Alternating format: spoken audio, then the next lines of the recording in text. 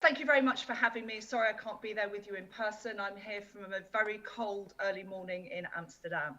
But welcome to the session where I'll be sharing and discussing some of the key findings from the inaugural ASICS State of Mind Index, which we revealed earlier this year. As introduced, I lead global communications at ASICS, and as a part of this, I have been working over the last few years to reignite our brand purpose through the setup of this global research program to explore the link between exercise and mental health. But before going any further, let me give you a background as to why ASICS has gone on this journey. Next slide, please. So it's all started with our founding purpose, which is not just in the core of our DNA, but are the 5 letters in our name, ASICS, and an acronym of Latin anima non corpore sano, or a sound mind in a sound body. Designed by our founder, Koichiro Nitsuka, who recognized the power of sport to uplift people, especially young people who lost hope in post-war Japan. He set up the shoe company, ASICS, and this was the first step to enable that dream. And for more than 70 years, we've believed as a company in the power of sport, not just to lift the spirits of individuals, but of nations and societies and communities, as you've been talking about in the running community and mass participation over the last few days. And today, as we face record levels of anxiety, in fact, the next pandemic around the world, we believe our purpose has never been more important than it is today. Next slide, please. So that's why in 2021, we reignited and recommitted to this purpose fully and started global landmark research into the relationship between movement and the mind. And it all started in January 2021, and you can see that's Beth Potter there before she rose onto the global stage, who actually we started with a small study using EEG headsets with Dr. Brendan Stubbs, a leading researcher who I'll talk about a little bit more later, and looking at the impact that exercise had on our mental well-being and our mental health. We then developed a new system where we could do this at scale, technology at scale, and started a live research program around the world, which to date, and it's still ongoing, has had over 10,000 participants. And we've used this data to actually move then forward into what is a proprietary measurement of analysing the relationship between exercise and mental health, and a 10-point system, which we're going to go into in a little bit later. But this has allowed us to get to our inaugural State of Mind Index, where we've been actually able to take this and do this at even greater scale. And we've actually been able to evaluate not just active, but inactive as well, and look at the levels of state of mind around the world. If we move on to the next slide, please. So with that, we can have a look now at the overview of the study and our key findings. And to kick us off, let's have a little bit of a look at what the methodology is behind the study. If we start the first video, please. So let's break down the ASICS State of Mind Index. This is a first-of-its-kind global study looking at the relationship between movement and state of mind across the world. The study has reached all corners of the globe, with data coming in from Japan, the US, the UK, Australia, China, Brazil, and Sweden, to name but a few. Each country featured within the State of Mind Index has its own score out of 100. The total score for each country is calculated based on these 10 crucial cognitive and emotional metrics. And results come from a staggering collection of over 37,000 respondents spread across 16 countries. The index was also broken down further by splitting out several key factors, including gender, age, and generational categories, and also by viewing key cities within each country. All participants were questioned on their activity levels, specifically how they choose to exercise, and also for how long in total. Combining these levels of activity with the state of mind scores in each region, we are left with a study that provides a full and in-depth look at the direct link between mental health and movement around the world.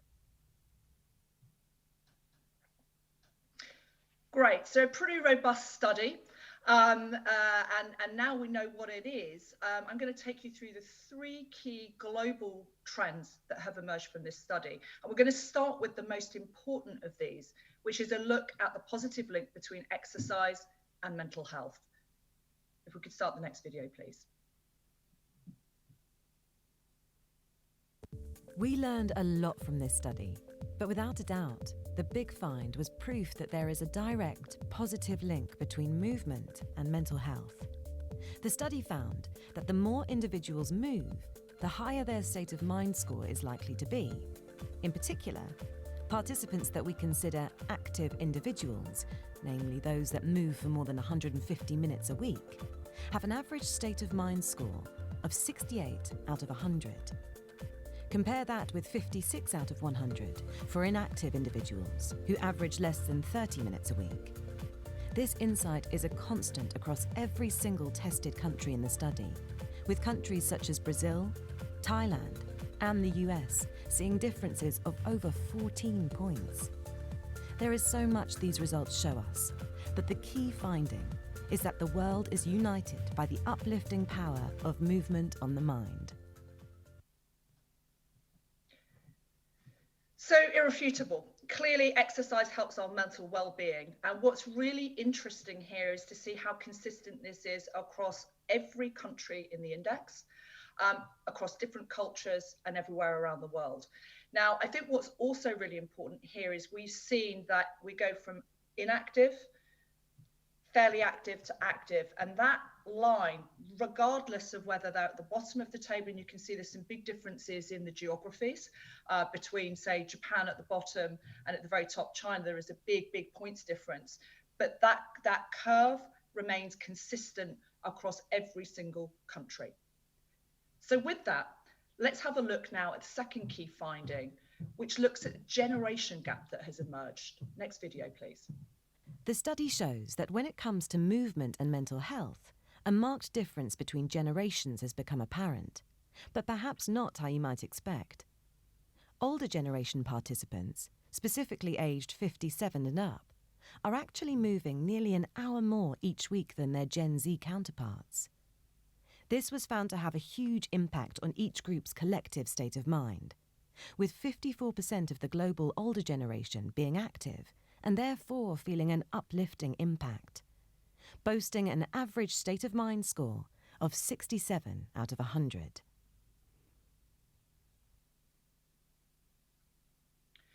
So an hour a week difference on average between 2 generations. Now, this may not seem like a lot, but actually it has a big impact. Now, let's just take a little bit more of a look at the impact that it is having on that younger generation.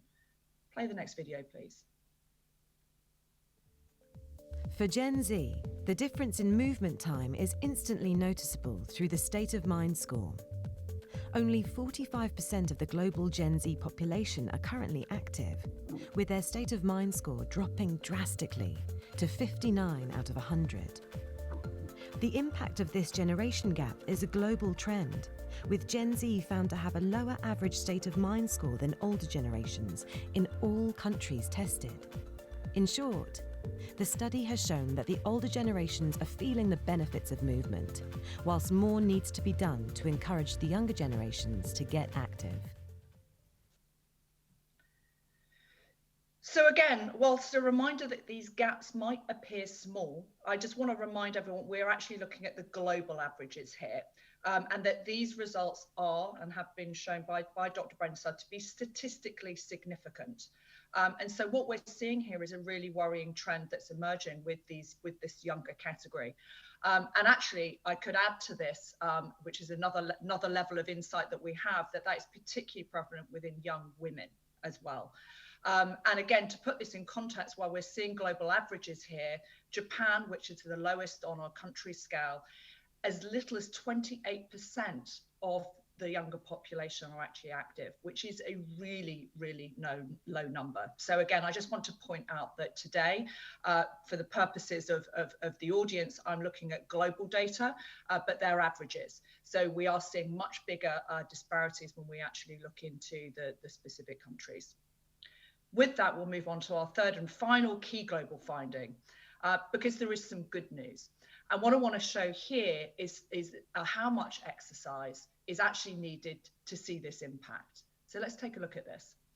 In all, the study showed us that the global population perceive an average of 30 minutes to be the minimum exercise input required to experience that uplifting feeling we've been talking about. But ASICS research proves that just half of that is actually all it takes to begin feeling the mood-boosting benefits of physical activity. 15 minutes and 9 seconds, to be precise.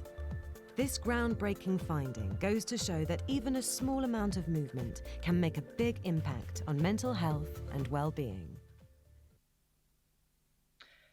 And I just want to talk a little bit here on behalf of Dr. Brendan Stubbs, who can't be with us today. He's a leading mental health and exercise mental health researcher from King's College London, and he is cited as the leading researcher in this space by the World Health Organization. Now, he led all of the studies. We've been working with him since the beginning, and he has seen improvements in key metrics such as confidence, positivity, reductions in anxiety and levels of stress by just very, very small amounts of exercise. And so he's a big believer in using this as prescription for some of the mental health issues that we're seeing today.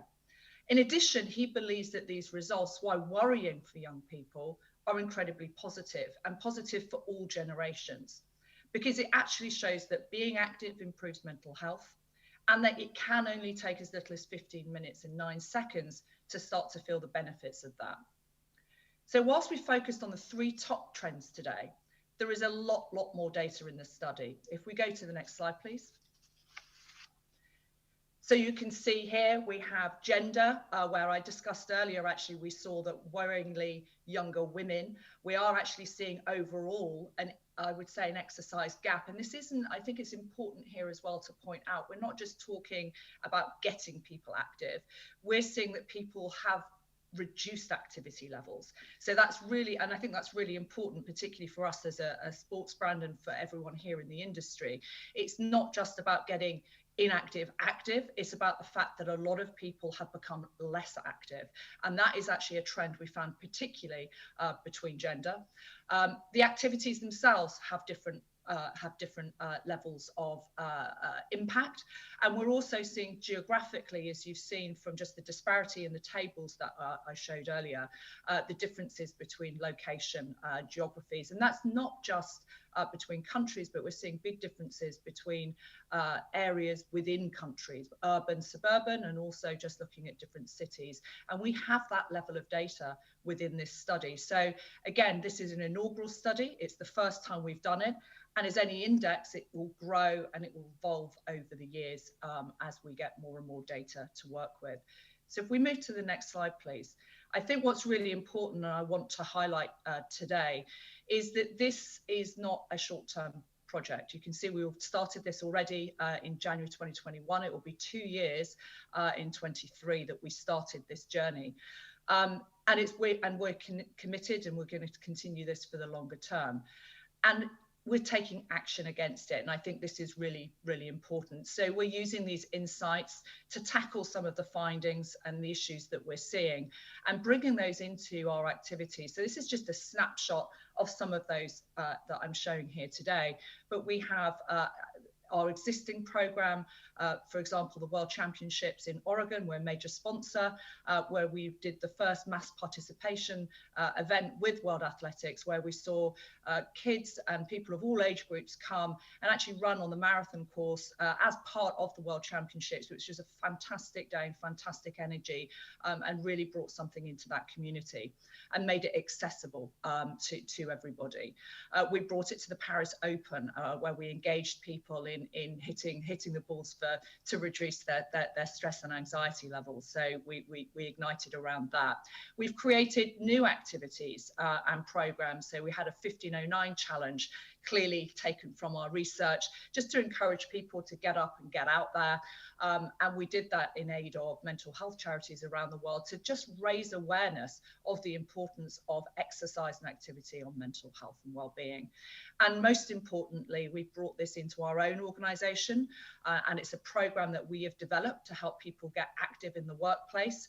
And it's something that we actually are offering as a free programme. It's called Movement for Mind, to other companies around the world if they want to take it. We're happy to give them that programme. It's there and they can use it within the workplace. And we've got a lot more to come. So in January, we're going to be revealing the next phase of this project, which goes another level further. And later next year, we will have the second ASICS State of Mind Index 23, which will probably have another theme that will emerge from that that we'll go into in more depth. So look forward to coming back again and maybe sharing the data, the updated data with you as the project evolves. Thank you. I don't know now if there's going to be any questions from the audience. I don't know if that's...